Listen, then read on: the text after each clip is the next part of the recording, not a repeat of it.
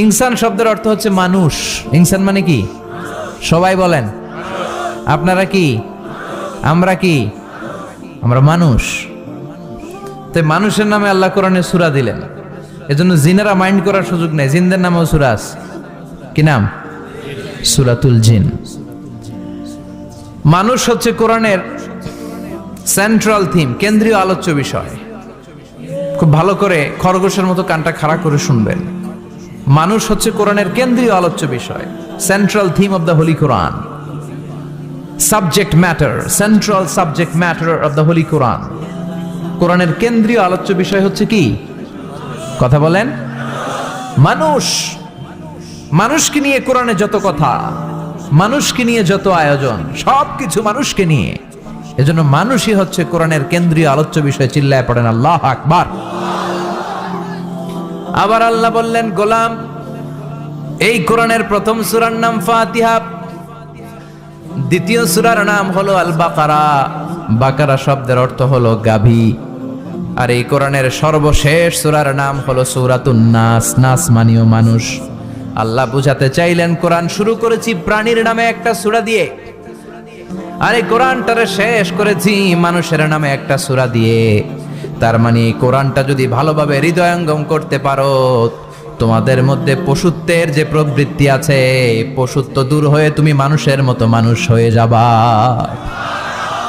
কোরআন পড়লে আপনার মধ্যে পশুত্ব থাকবে না, আপনি মানুষ হবেন, মানুষের মতো মানুষ। কিসের মতো? এই পৃথিবীতে মানুষ হওয়া সবচেয়ে কঠিন, মানুষের বড় অভাব। অনেকে বলবেন, কি বললেন হুজুর, পৃথিবীতে প্রায় 600 কোটি মানুষ আর আপনি কোন মানুষের অভাব? আসলে 600 কোটি যা দেখা যায় এগুলো মানুষ না, এগুলো জনসংখ্যা। এজন্য বলা হয়, বাড়ছে জনসংখ্যা, কমছে মানুষ। বাড়ছে কি কমছে কি? মানুষ সব মানুষ হতে পারে নাই, মানুষ হওয়া বড় কঠিন। এই কোরআন এসেছে মানুষের মতো মানুষ বানাতে। গরুর পেট থেকে যদি কিছু বেরোয় আমরা ওটারে বলে গরু, ছাগলের পেট থেকে বেরোলেই ওটা ছাগল হয়ে যায়। কিন্তু মানুষের পেট থেকে বেরোলেই ওটা মানুষ হয় না, ওটারে মানুষ বানাইতে হয়, ওইটারে মানুষ করতে হয়, তাই না? আবার ছাগলকে কেউ কোনোদিন বলে না তুই ছাগলের মতো ছাগল হ, গরুকে কেউ কোনোদিন বলছে তুই গরুর মতন গরু হ, কিন্তু মানুষকে বলা হয় তুই মানুষের মতো মানুষ হ। কোরআন এসেছে আমাদেরকে মানুষের মতো মানুষ বানাতে, ঠিক কি না?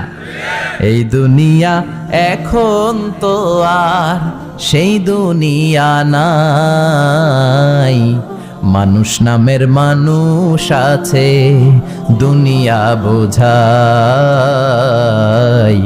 সেই মানুষের ভিড়ে আমার আসল মানুষ নাই, ঠিক কি না?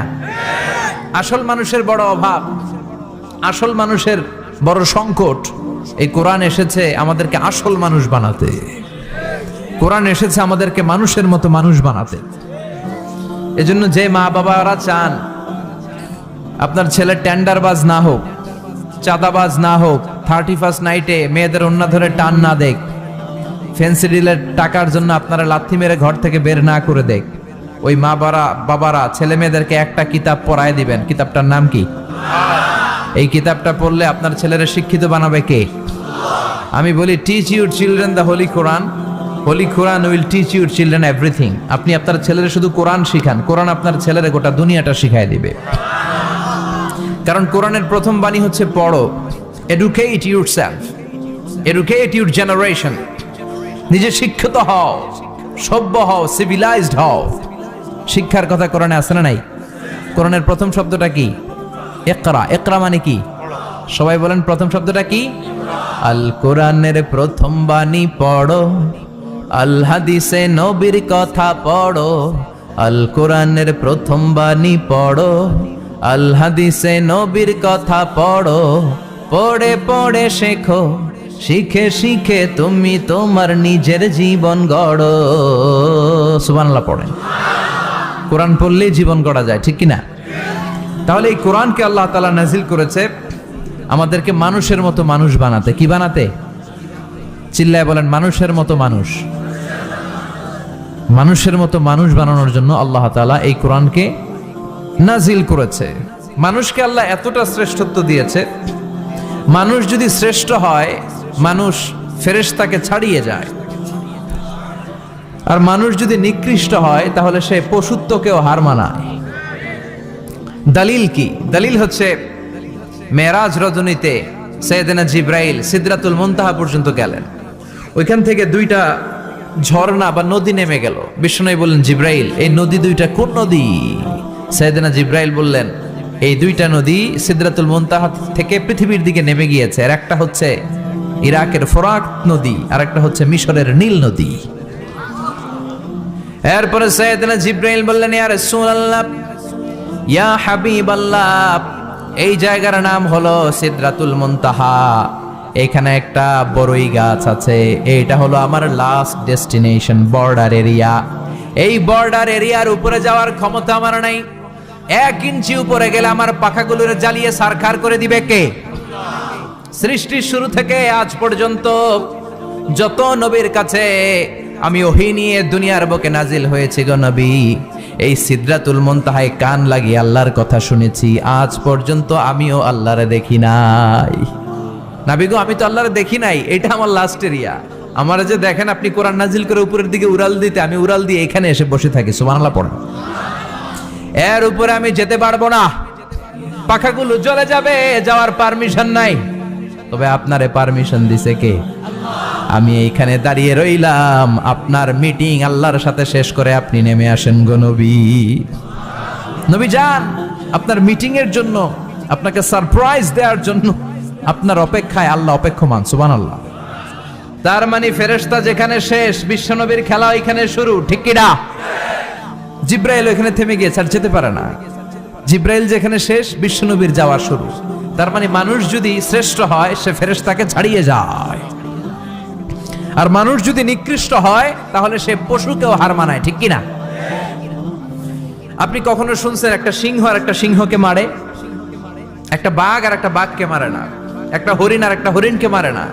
একটা হাতি আর একটা হাতিকে হত্যা করে না। কিন্তু একটা মানুষ আর একটা মানুষকে হত্যা করে না।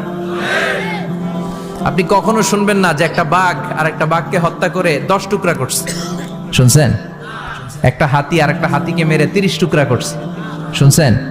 কিন্তু মানুষ আর একটা মানুষকে শুধু নৃশংসভাবে হত্যাই করে না, হত্যা শেষে তাকে 10 টুকরা করে, 15 টুকরা করে, 30 টুকরা করে বস্তাবন্দি করে। চিল্লা এখন ঠিক কিনা? পাওয়া যায় না এরকম লাশ?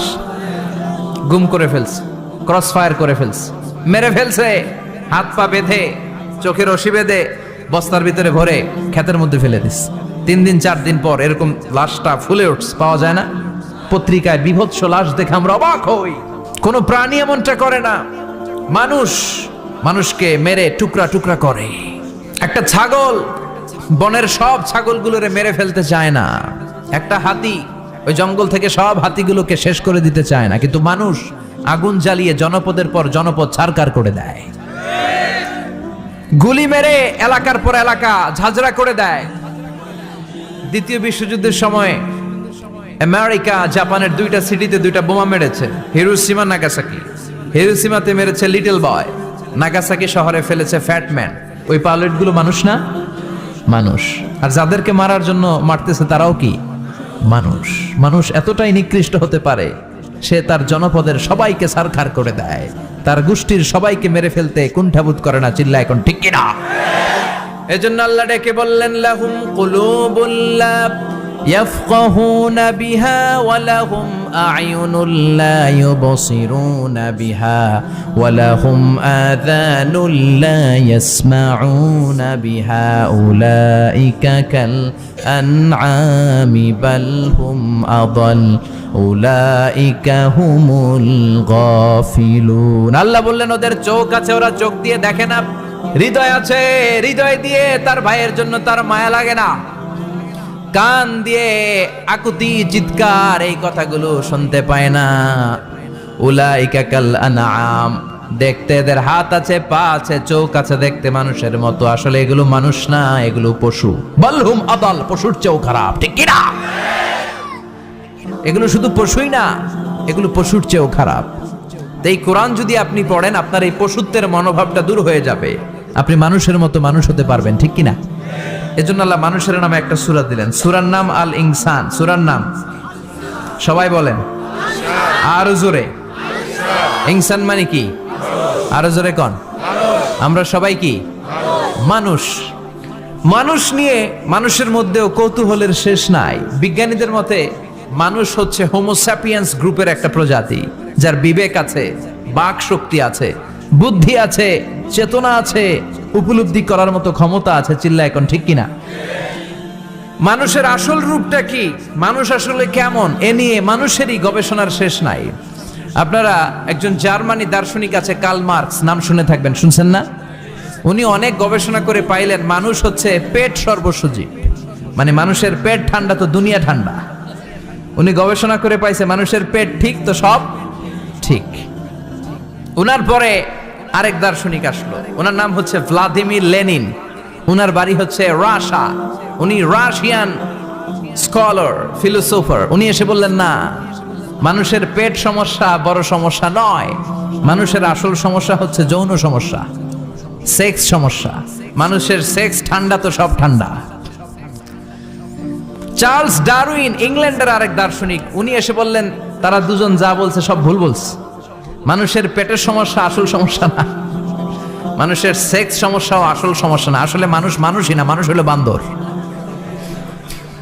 মানুষ কি? বানর থেকে সময়ের বিবর্তনে, কালের বিবর্তনে বানরগুলো মানুষ হয়ে গিয়েছে। মাথার তার যদি একটু ঢিলা হয়, যা হয় আর কি। তাহলে একদল বলে মানুষের পেটের সমস্যা বড় সমস্যা, আরেক বুদ্ধিজীবীরা বলে মানুষের খাদ্যের সমস্যা বড় সমস্যা, কেউ বলে যৌন সমস্যা বড় সমস্যা, আরেক আবাল বলে মানুষ মানুষ না, মানুষ হলো বান্দর। আল্লাহ বলে একটাও ঠিক কইতে পারে নাই, ঠিক কি না? আল্লাহ বলে মানুষ তাদের পেটের সমস্যা বড় সমস্যা নয়, মানুষের যৌন সমস্যা বড় সমস্যা নয়, কশিন কালেও মানুষ বানর নয়। মানুষকে আমি আল্লাহ নিজ তত্ত্বাবধানে তৈরি করেছি। মানুষ হলো আশরাফুল মাখলুকাত। মানুষ কি? আশরাফুল মাখলুকাত, গোটা সৃষ্টিকুলের মধ্যে সেরা।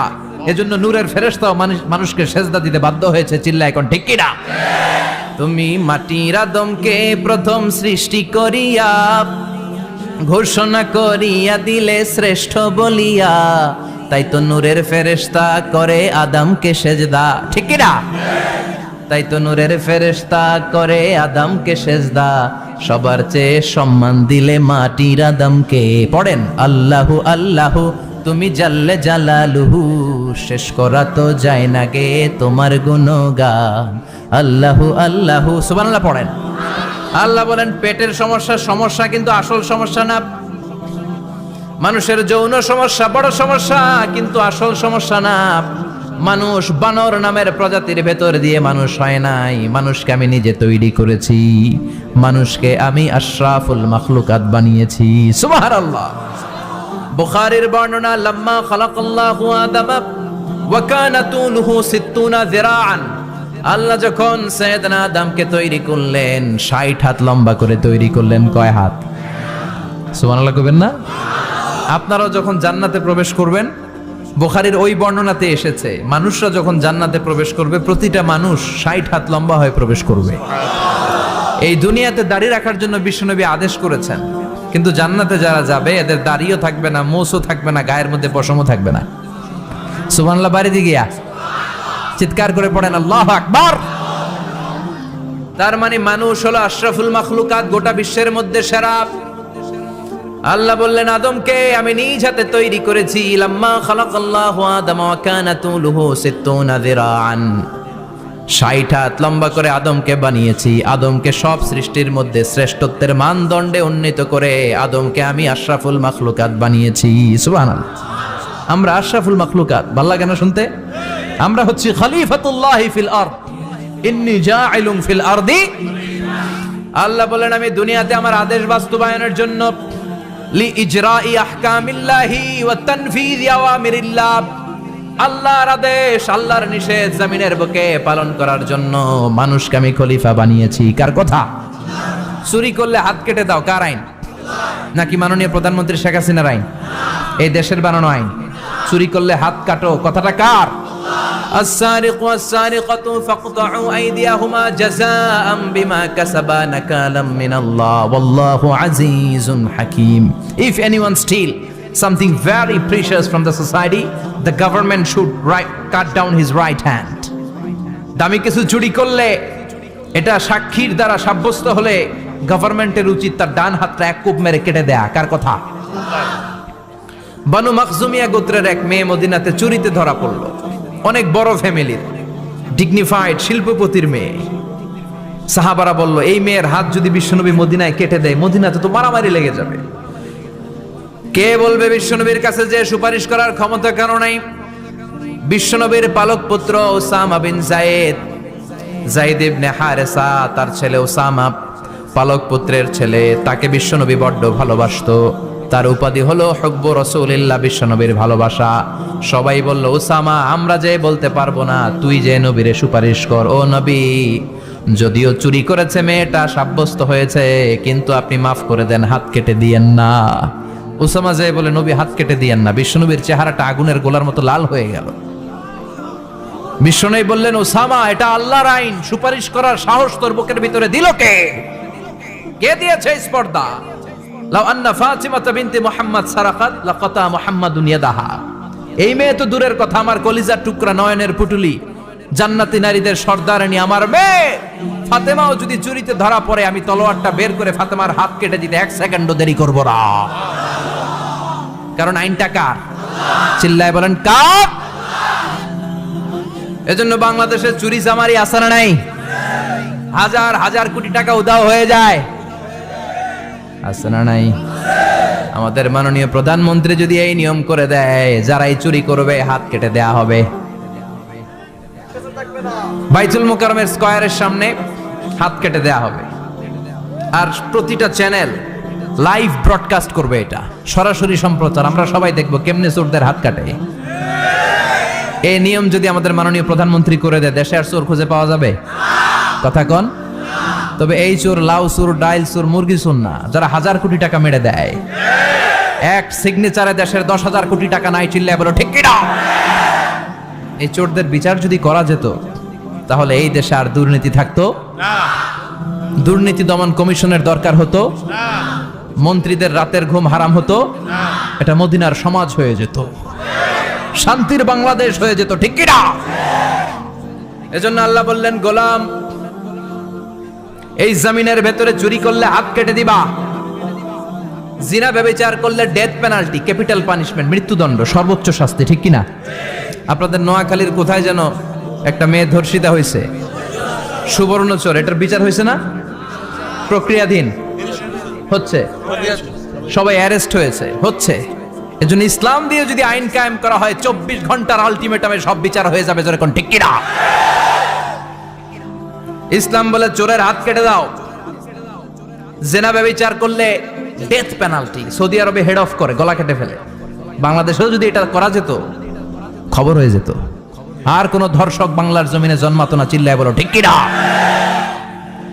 আল্লাহ বলেন, আমি মানুষকে খলিফা বানিয়েছি আমার এই হুকুম আকামগুলো বাস্তবায়নের জন্য। সব সৃষ্টিকুলের মধ্য থেকে মানুষকে আমি বানিয়েছি আশরাফুল মাখলুকাত। আবার মানুষকে বানিয়েছি আমি আমার খলিফা। আবার মানুষের চেহারাটা আমি আল্লাহ সব চাইতে সুন্দর করে তৈরি করেছি। সুবহানাল্লাহ। লাকাদ খালাকনাল ইনসানা ফি আহসানি তাকওয়িম। আমি মানুষের চেহারাটা সব চাইতে চমৎকার অবয়ব দিয়ে তৈরি করেছি রে গোলাম। সুবহানাল্লাহ। পৃথিবীতে যত প্রাণী আছে, সব সৃষ্টির মধ্য থেকে আমাদের সৃষ্টিটা সুন্দর না?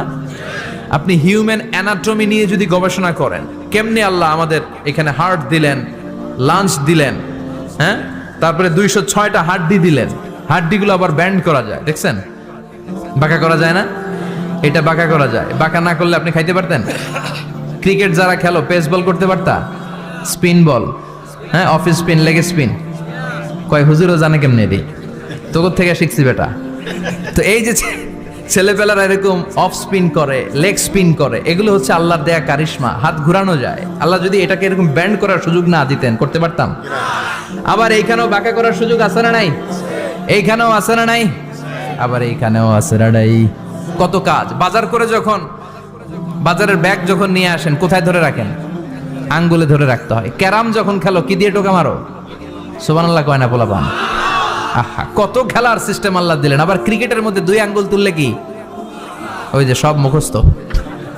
আবার এক আঙ্গুল তুললে কি আউট। কত কাজ এই আঙ্গুল দিয়ে। এই আঙ্গুলগুলোর বাঁকা করার, বেন্ড করার ক্ষমতা আমাদেরকে দিয়েছে কে? আল্লাহ। এজন্য আল্লাহ বললেন লাকাদ খালাকনাল ইনসানা ফি আহসানি তাকওয়িম। আমি মানুষের চেহারাটা সব চাইতে সুন্দর করে তৈরি করেছি। মানুষ সুন্দর, আমাদের চোখ সুন্দর না মিয়া? আমাদের চোখও যদি সুন্দর হতো তাইলে আমরা বুঝতাম মানুষগুলো কত সুন্দর। আমরা মনে করি ধলা হইলেই সুন্দর, কয় ধলা ধলা এটা সুন্দর, ডাকাইত, এগুলো ডাকা। একটা মানুষের চেহারা স্কিন যদি কালো হয় এর মধ্যে একটা সৌন্দর্য আছে না নাই? একটা মেয়ের স্কিন যদি কালো হয় তারপরও চেহারায় সৌন্দর্য আছে না নাই? কয় না হুজুর আমার বউ সুন্দর না, কালা কালা। আছে না নাই? তুই ডাকাইত, তুই কি? একজন মানুষের চেহারা যেরকমই হয় আপনি খেয়াল করে দেখবেন তারপরও তার অবয়বের মধ্যে একটা এক্সট্রা অর্ডিনারিটি আছে, কারোর সাথে কারোটা মিলে না। সুবহানাল্লাহ পড়েন। এজন্য প্রতিদিন স্ত্রীরে বলবেন, স্ত্রী তুমি সুন্দরী, তুমি অনন্যা, তোমার চাইতে সুন্দরী গোটা বিশ্বে কেউ নাই। কইবেন না? মুরব্বীরা কয় না, কইতাম না, আগে কইয়া ফেলাইছি। এগুলো বলবেন। এগুলো বললে স্বামী স্ত্রীর মধ্যে ভালোবাসা বাড়াই দিবে কে? আল্লাহ। আমি প্রায় এগুলো বলি, উৎসাহিত করি যে স্বামী স্ত্রীর মধ্যে যে ভালোবাসাটা এটা পবিত্র, এটা জান্নাতি। এই ভালোবাসা জান্নাতে শুরু হয়েছিল সাইয়েদনা আদম আর হাওয়ার মধ্য দিয়ে। চিল্লা এখন ঠিক কিনা? স্বামী স্ত্রী দুইজনে একের হাতের সাথে আরেকজনের হাত মিলালে হাতের সগীরা গুনাহ মাফ করে কে? আল্লাহ। স্ত্রীর চেহারার দিকে নজর করে তাকালে চোখের গুনাহ মাফ করে দেয় কে? আল্লাহ। স্ত্রীর জন্য প্রতি মাসে যে খরচ দেন এই টাকাগুলো সদকা দেওয়ার সওয়াব আছে না নাই? স্ত্রীকে যে দামি দামি ভ্যানিটি ব্যাগ কিনে দেন এটা তো সওয়াব আছে না নাই? কক্সবাজারে ঘুরতে নিয়ে গেলে সওয়াব আছে না নাই? ফুল কিনে দিলে সওয়াব আছে না নাই? ভালোবাসার গান শোনাইলে সওয়াব আছে না নাই? তোমারে লেগেছে কত যে ভালো, চাঁদ বুঝি তা জানে, রাতেরও আধারে দোসর হয়ে তাই সে আমারে টানে, চাঁদ বুঝি তা জানে। ঠিক কিনা? আজকে পারবেন না শোনাইতে রাত্রেবেলা? পারবেন? পারবেন? পোলাপাইন রাখায় পারবো। তোকে তো বেটা বিয়েই হয় নাই, বিয়ার পরে শোনাইস। তো এই ভালোবাসার গানগুলো শোনালে নিজেদের মধ্যে একটা ইন্টিমেসি তৈরি হয়। বিশ্বনবী এরকম স্ত্রীর সাথে খুনসুটি করতেন, ভালোবাসা করতেন। এটা হালাল, কিন্তু এটা জায়গা মতো না করে ভাবির লগে করলে মায়ের আছে না নাই? ভালোবাসার গান জায়গা মতো শোনাতে হবে। স্ত্রীকে ভালোবাসার গান না শুনিয়ে যদি চাচাতো বোনরে শোনাও, শালিরে শোনাও, পাড়ার মেয়েদের সাথে যদি টাঙ্কি মারো, ফিল্ডিং মারো, মায়ের আছে না নাই? তার মানে জায়গা মতো করলে সব সওয়াব। সুবহানাল্লাহ পড়েন। আর বিয়েটারে সহজ করে দিবেন। আমি তো সব জায়গায় বলি বিয়েটাকে সহজ করে দেন, আমরা বিয়েটারে কঠিন করে ফেলছি। একটা ছেলে এই দেশে 16 থেকে 18 বছর বয়সে ম্যাচিউরড হয়, কিন্তু ওরে বিয়ের পিড়িতে বসায় 32 বছর বয়স। তো বাকি 32 বছর ও কি আঙ্গুল চুষবে? কথা কন, কি করবে? ও যে পাপ কাজ করে, ও যে পর্নোগ্রাফি দেখে, ও যে মাস্টারবেশন করে, এগুলোর পার্সেন্টেজ গুনাহ মা বাবার আমল নামায় আছে না নাই? মা বাবার এত সহজে পার পেয়ে যাবেন না। ছেলে মেয়েগুলারে সময় হলে বিয়ে দিয়ে দেন। বিয়ের চেয়ে ভালো কাজ পৃথিবীতে আছে? যেই সমাজে বিয়ের খরচ বেড়ে যায় ওই সমাজে জেনার খরচ কমে যায়। বিয়ে করতে লাগে 10 লাখ, জেনা করতে লাগে 500 টাকা। কথা কন। এজন্য জেনাকে সহজ করবেন না বিয়েকে সহজ করবেন? বিয়ের কথা কইলেই পোলারা কয় তুই নিজের পায়ে দাঁড়া। তো এতদিন ও কার পায়ে দাঁড়াইছে? সহজ করবেন তো? নোয়াখালীর ভাইরা, আল্লাহ তুমি বোঝার তৌফিক দাও। আমিন।